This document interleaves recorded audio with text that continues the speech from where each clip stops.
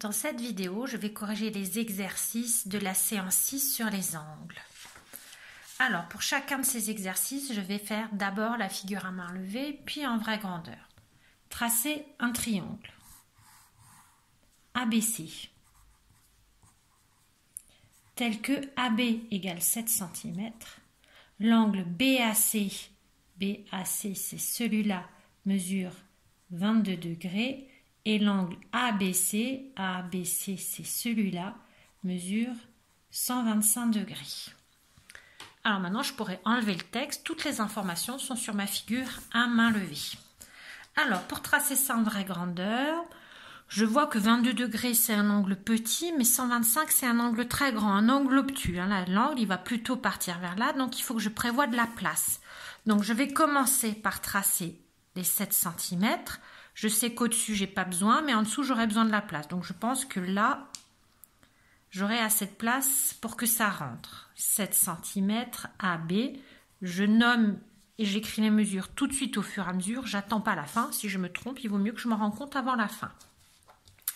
Je vais maintenant tracer ici un angle de 22 degrés. Je place bien mon rapporteur. 21, 22, c'est ici. Je traverse la marque faite par mon rapporteur et j'écris ici que j'ai un angle de 22 degrés. Maintenant, ici, il me faut un angle de 125 degrés. J'imagine à l'avance que ça va être un angle très grand, plus grand que l'angle droit. Je fais attention de bien placer mon rapporteur et je vais jusqu'à 125 degrés. Si jamais vous êtes trompé et que je vais trop vite pour vous pour que vous puissiez refaire, vous n'hésitez pas à faire pause sur cette vidéo. Là, je vois que ce côté, je l'ai tracé trop court. Et ben, j'ai qu'à prolonger ce que j'ai dessiné. Et là, forcément, à l'intersection des deux arcs, des deux côtés du cercle, des angles, les deux côtés de l'angle, j'ai ici forcément le point C qui me manque. Je vérifie est-ce que tout ce qui est dans le texte est bien sur ma figure. Le triangle ABC, la mesure 7 cm, l'angle de sommet A qui mesure 22 degrés, l'angle de sommet B qui mesure 125 degrés. 125, c'est bien très grand, 22, c'est bien petit. Tout ça m'a l'air juste. Je peux passer à l'exercice suivant. Alors, voyons voir. L'exercice 2, je fais d'abord la figure à main levée. Tracer un triangle. D, E, F. Isocèle en E, ça veut dire que les deux côtés qui se joignent au sommet E ont la même mesure. DE doit faire 6 cm. Et l'angle DEF, c'est celui-là, doit mesurer 37 degrés. Alors, voyons voir. Si je commence à tracer les 6 cm là, 37 degrés, c'est pas très grand. Ma figure devrait rentrer. Donc, je trace ici un segment de 6 cm qui va être DE. Ensuite, je vais faire ici un angle de 37 degrés. 37 degrés, c'est pas très grand. C'est plutôt un petit angle. Donc attention, je me mets bien entre 30 et 40. C'est écrit à l'envers, mais j'arrive quand même à voir que 37, c'est ici. La marque faite avec mon rapporteur, je la traverse et j'écris qu'ici, j'ai un angle de 37 degrés. Et maintenant, je mesure sur ce côté de l'angle pour avoir 6 cm aussi. Je mets un codage qui dit que j'ai deux côtés de la même longueur. Voilà le point F. Et je finis mon triangle. Je vous rappelle que si vous avez la même figure dans ce sens-là, dans celui-là ou encore inversé, ça ne rend pas la figure fausse. Elle est juste aussi. Ce n'est pas il n'y a pas de haut ou de bas en mathématiques. Passons maintenant à l'exercice 3. Alors, à main levée, un triangle GHI. GHI. Tel que GH égale 4,2 cm. L'angle HGI, c'est celui-là ici, doit avoir la même mesure que l'angle GHI. GHI, c'est celui-là. Donc pour dire qu'il y a la même mesure, je vais utiliser le codage qui dit qu'on a deux angles égaux. Et cette mesure, pour les deux, ça doit être 70 degrés. Alors maintenant, je réfléchis pour faire cette figure en vraie grandeur. 4,2 cm, c'est pas grand. 70 degrés, c'est un peu plus petit que l'angle droit, donc ça peut être quand même un triangle qui peut être très pointu. Je vais le tracer comme ça en me laissant de la place en dessous. Donc je trace ici un segment de 4,2 cm qui s'appelle GH. Je vais maintenant de ce côté faire un angle de 70 degrés. De 0 à 70 degrés. La mesure de mon rapporteur, je la traverse et j'écris 70 degrés. Il me faut maintenant ici un angle de 70 degrés aussi. Voilà. Ici, je mets le codage qui dit que j'ai deux angles égaux. Et à l'intersection ici, j'ai forcément le point I. Toutes les informations qui sont dans le texte sont bien sur ma figure. 70 degrés, ça a l'air juste, un peu plus petit que l'angle droit. 4,2, tout m'a l'air bon. Je peux passer à l'exercice 4.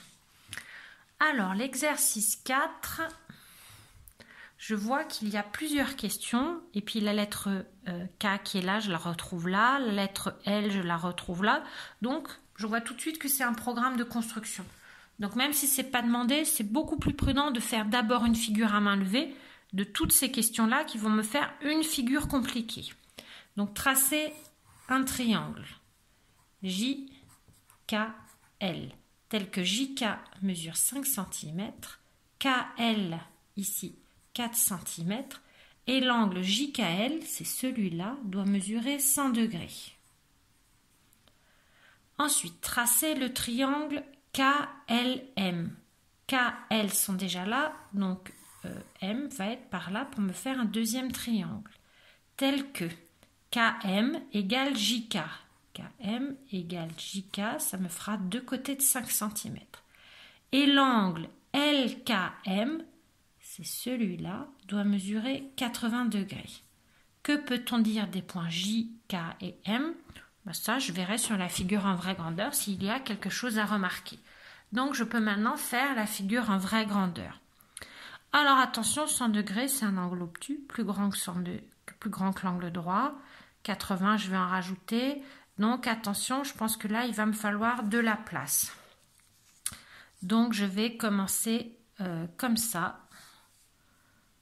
Voilà, si j'ai pas assez de place, je recommencerai. Voilà, 5 cm, mon point JK. Ensuite, ici, il me faut un angle de 100 degrés. 100 degrés, c'est plus grand que l'angle droit. Je pars du 0, je vais jusqu'à 100. Il est bien là où je veux qu'il soit. Et là, je le vois à l'œil nu, c'est bien un peu plus grand que l'angle droit. Voici mon angle de 100 degrés. Ensuite, je mesure 4 cm pour placer L.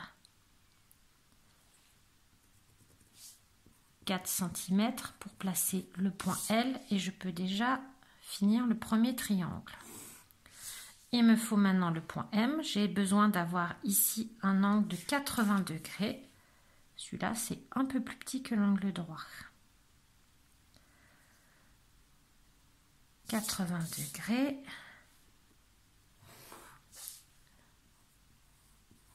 Et ensuite, je mesure cette longueur pour que ça fasse 5 cm aussi.